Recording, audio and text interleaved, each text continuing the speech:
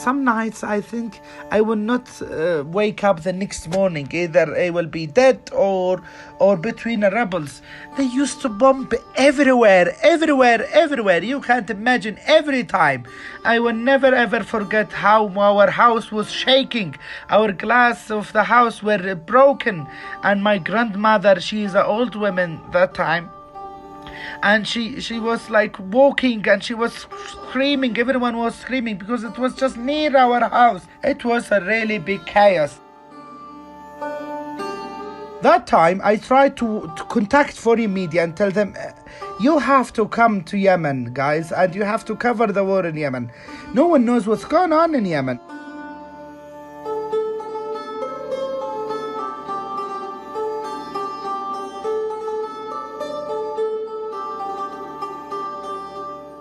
It was in 2015, at a time when the world had virtually no idea of the tragedy that was happening in Yemen. 6 years later, the conflict is still ongoing and the population is going through hell. But at least information was able to circulate, some acts of violence have been exposed in the media, sometimes even punished, and for that we must thank Ahmed Baider and his fellow journalists. My name is Camille Diao, and I am also a journalist. For the past few months, I got to talk with reporters, podcasters, news anchors, bloggers, and other actors of the media industry around the world. I listened to them at length. They told me about their backgrounds, their inspirations, their battles. I asked them a lot of questions, and one thing leading to another, between these men and women from all over the world, I started to see the connections, shared beliefs, ideas, courage, passion. I spoke to 10 different people. They come from Yemen, from Myanmar, Egypt, and the Ivory Coast, amongst other places. In this podcast series, I want you to hear their voices. You're listening to Correspondances, the podcast of the newsmakers. Episode 4, Ahmed Baider.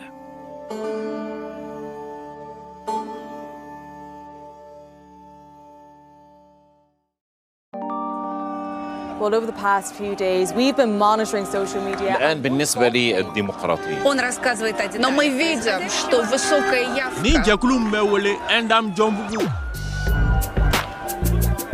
Correspondances, the podcast of the newsmakers.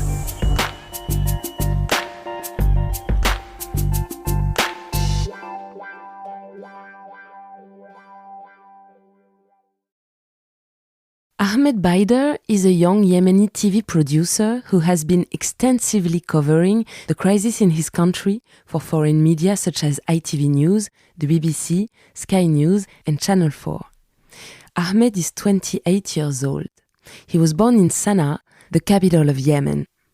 When in 2011, in the wake of the Arab Spring, the people rose up against the current regime, Ahmed was just shy of 18 years old. The wave of protests eventually turned into a civil war. In March 2015, the Saudi-led intervention in Yemen started a bombing campaign, while at the same time a blockade of any humanitarian aid trying to enter the country. It's in this context that Ahmed Baider started as a fixer for foreign journalists covering the crisis. He helped them report on the destruction, starvation, the worst humanitarian crisis in the world. One day, in 2015, Ahmed's life was changed forever. So when he recalls the happy moments before the war, sometimes his voice starts shaking.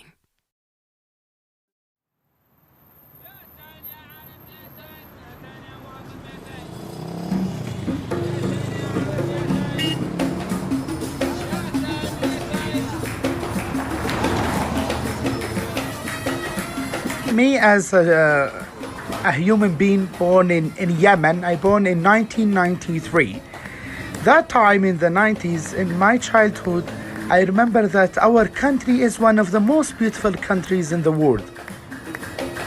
There are so many things that I remember from my childhood. The first thing is the beauty of my city. I used to love the old Sanaa city because it's a very beautiful site. It's one of the UNESCO heritage sites. If you walk in the narrow streets of the old city, we used to have a very nice market that we go every day in the morning. You see people are talking to each other, everyone is smiling. You can feel that you are like 1,000 years ago.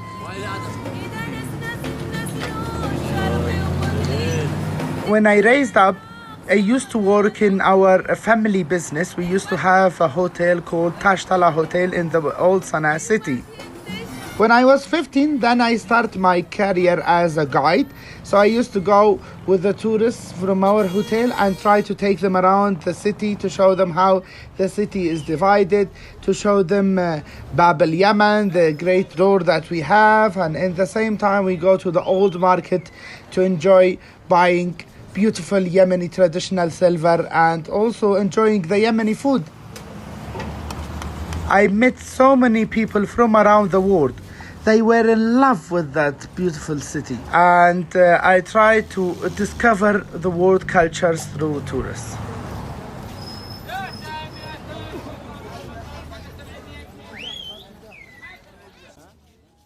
In 2011, the Arab Spring started in my country. Hundreds of anti-government demonstrators have marched through the Yemeni capital of Sanaa to call on President Ali Abdullah Saleh to step down. Inspired by the unrest that has shaken Tunisia and Egypt, tens of thousands have taken to the streets of Yemen. That time, I used to be in high school and I was almost 18 years old. We used to have a teacher that we used to, I go with my friends to study at afternoon. And every time we go, every day we go to our teacher, we see more and more people are participating in these demonstrations. Then they become, like hundreds and then thousands and then more and more and more.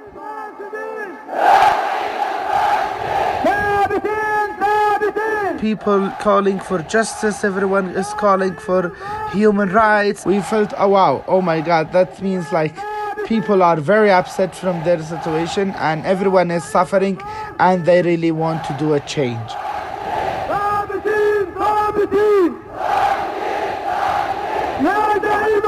We thought that we will have a much better future. We were young men who we want, to build our lives. And in Yemen, it was very difficult to build your life with the corrupted politicians. It's always difficult in Yemen to implement all of your dreams. So we thought, okay, this might be the chance to change something in Yemen. We never know that the Arab Spring will bring a chaos to our country until today. We never know that we will not have a bright future until today. More than 1,000 pro-democracy protesters have clashed with government supporters in the Yemeni capital of Sanaa. It's the 7th straight day of social unrest in the Arab world's poorest country. I would like to share with you again that the humanitarian situation in Yemen is getting worse by the hour. The situation in Aden is extremely preoccupying, if not catastrophic. Tourists stopped coming in 2011 to Yemen, so we closed both of our businesses, the tour agency and our hotel. The foreigners who used to live in Yemen, they were either the foreigners who want to study Arabic, because we used to have a very nice Arabic schools that teach Arabic in the old city, or journalists. The people who speak the language are very few. We know each other in the old city. So we used to have a group of people who were foreign journalists, us, the people who speak the language, and all of us, we were like a community. So that time, I met a famous, well-known journalist who was my role model, to be honest, who I really started the work with as a journalist. Ayuna Quake, she used to be a correspondent for the Times in Yemen. and she was complaining about about the authorities, about the government, that she couldn't get her residency. I was like, oh, Iona, I used to work with tourists, and I used to arrange like hundreds of visas every day for tourists with the immigration office. What's going on with you? She said, oh no, I don't, it's the Ministry of Information and that. So what I said to her, okay, Iona, I will try to help you.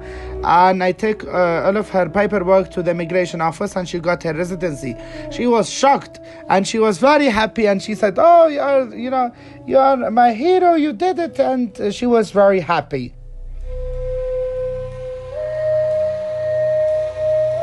And that time, I started to help all of the foreigners. I was known as the visa man, who can fix it and arrange visas for everyone to enter the country. I was acting like a consular. I thought, okay, this is my role. It's like to try to help foreign media to come to Yemen and to cover our situation. So yeah, I used to do the logistics and visas and help them with translating, either in demonstrations or in interviews. From that time, I learned how journalism works, how we deal with people, how we ask questions. I was not like a real ready journalist, but I learned from journalist experience.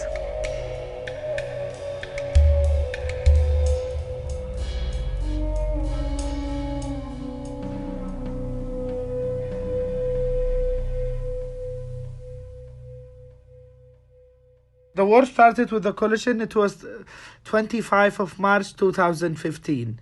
That time, like every night, I went to sleep in my room, and in midnight, 2 o'clock in midnight, I heard massive bombing everywhere. I was very scared, so I wake up and I walked very quickly to check where are my family, where is my mom, and we opened TV and we saw the coalition started a war against Yemen, and we were very shocked.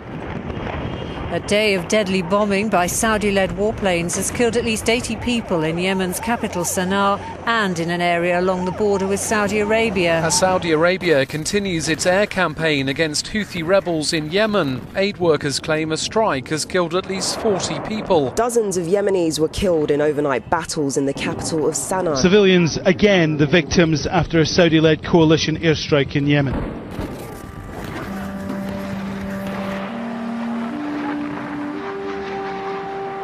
Some nights I think I will not wake up the next morning. Either I will be dead or between the rebels. They used to bomb everywhere. You can't imagine, every time. I remember we used to have a governmental authority next to our house, and they bombed it 4 times. I will never ever forget how our house was shaking. Our glass of the house were broken, and my grandmother, she is an old woman that time, and she was like walking and she was screaming. Everyone was screaming because it was just near our house. It was a really big chaos. It was the first 3 months of the war was the worst and the bad moments we spent in our life.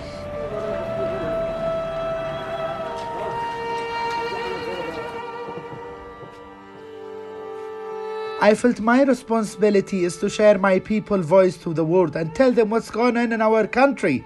No one knows what's going on in Yemen. That time, I tried to contact foreign media and tell them, you have to come to Yemen, guys, and you have to cover the war in Yemen. So from ITV News, they contacted me and they said they want to come. ITV News, the British media outlet. It was in late of 2015.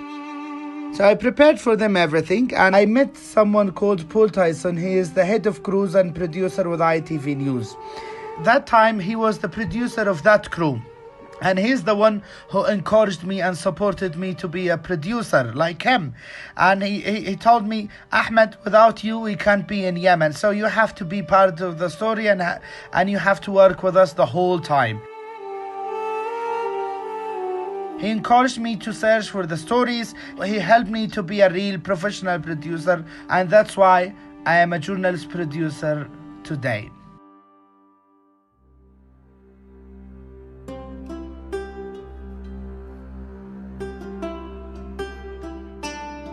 ITV News, when they came back from Yemen to UK, they were very happy from my work. And they were like, oh, Mr. Baider, you did a great job. And they introduced me to all of the TV crews. And from that time, I was like the main producer in the ground who works with foreign media, and I try my best. So I worked with ITV News, the British outlet.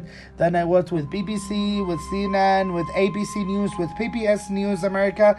I did documentary with RT. We did with everyone. I work with everyone.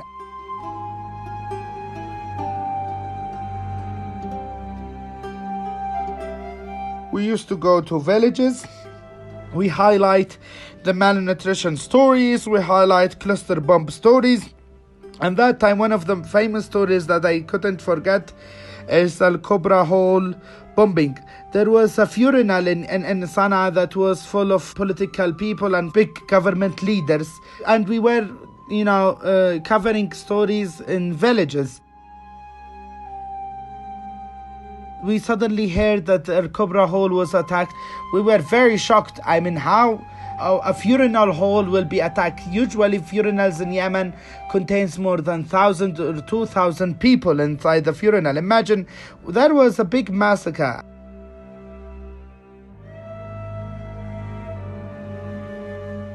That time, some of the war parties said it was by mistake or a burning or anything. But we, as a journalist, we went there to the event, to the incidents. We drove very quickly, 10 hours from the village that we were in. When we arrived, we saw the missiles and we saw the shrapnels, and we are the first people who said that the funeral hall was attacked with the missiles, with air jets, not with burning as they said.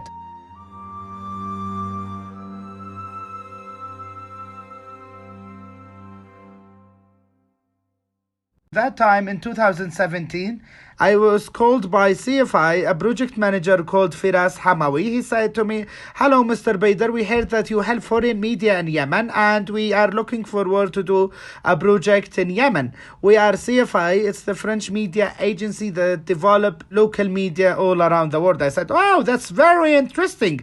I would love to help my people as well, not just to work with foreign media, but at least to teach our colleagues, local media, how to deal professionally like foreign media." So we raised a call in social media for Yemeni journalists to participate in a conference in Amman in 2017.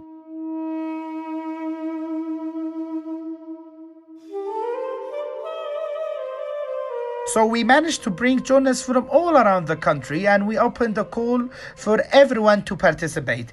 Because, most of the Yemeni media after the war, they became biased, either they are with this side or that side of the conflict. We try, to be balanced from both parties of the conflict. And that conference was the first conference for Yemeni media to meet outside of the country.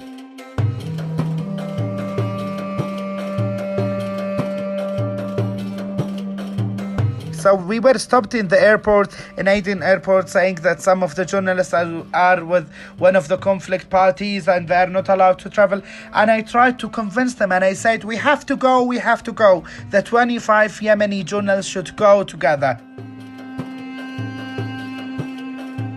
And then I convinced all of the authorities, I arranged all the permits, and all of us arrived to Amman, to the conference where I met my first time to meet CFI.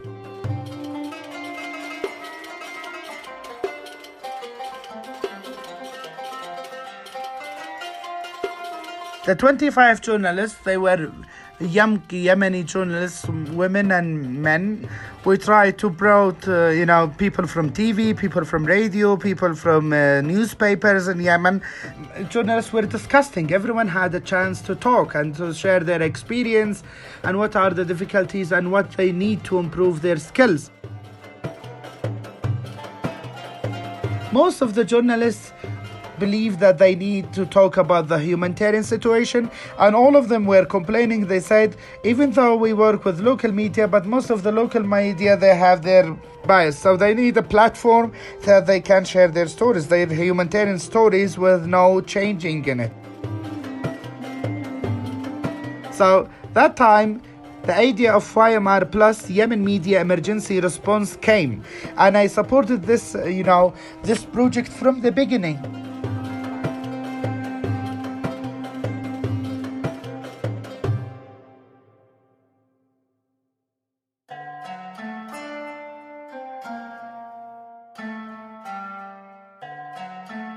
The goals of YMR project is that we train local journalists, and not just only to give them the training or the skills, but we tell them, you will be with us, we will accompany you the whole journey until you finish your reporting. So we train journalists, in the same time we support their content. The project started in October 2018.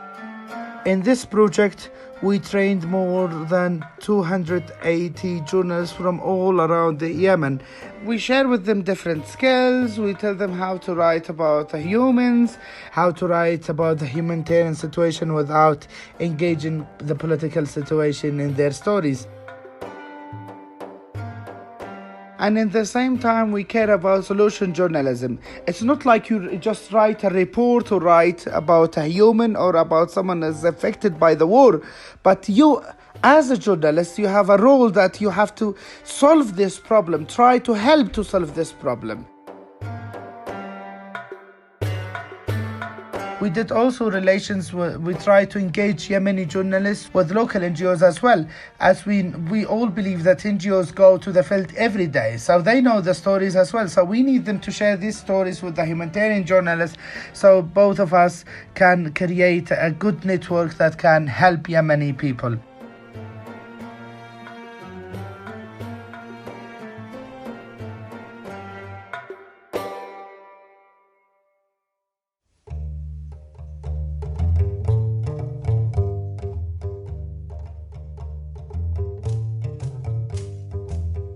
We journalists have a major role to help our Yemeni people. Yemeni crisis is the worst humanitarian crisis in the world. The people in the world, especially journalists, we should share their Yemeni people's story. We should share the accurate news, so our politicians will make decisions and Yemen will come back again. We are part of the world. We are human beings, like the people in France, like the people in Europe, like any people in the world. We are all human beings, and we Yemeni people deserve to live in peace as well.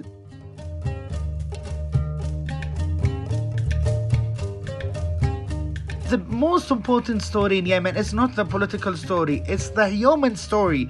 It's the people who are suffering every day. It's the families who doesn't know what they will have in their next meal.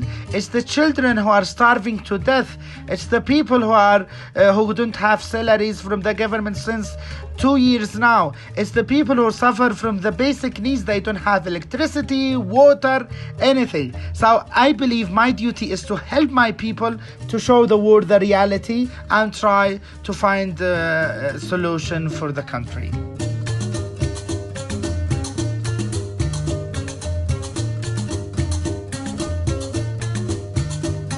The winner for Outstanding Hard News Feature in a Newscast is Yemen's Spiraling Hunger Crisis is a Man-Made Disaster, PBS NewsHour, PBS. Accepting the Emmy, Jane Ferguson, Special Correspondent. Thank you so much. It takes a huge amount of courage to report from Yemen, but the most courageous members of the team are the Yemeni members of the team, quite a few of them inside Yemen that took massive risks to help me and who have asked, for understandable reasons, not to be named. But we're very lucky to have Ahmed Baider here. Ahmed is also nominated for the excellent work done by ABC News in Yemen, and he's actually responsible for an enormous amount of Yemeni coverage in the American media. So thank you very much.